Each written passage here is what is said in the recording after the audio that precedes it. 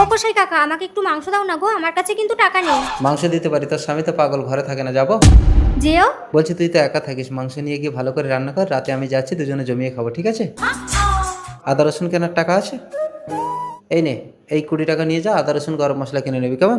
না ধর মাংসটা ধর, রাতে যাচ্ছি কিন্তু, এসো। রাতের বেলায়। মরবে, এরা সব মরবে। এই তো মান্তু পাগলা তো রাস্তায়, তার মানে ওর বউ ঘরে আছে, যাই।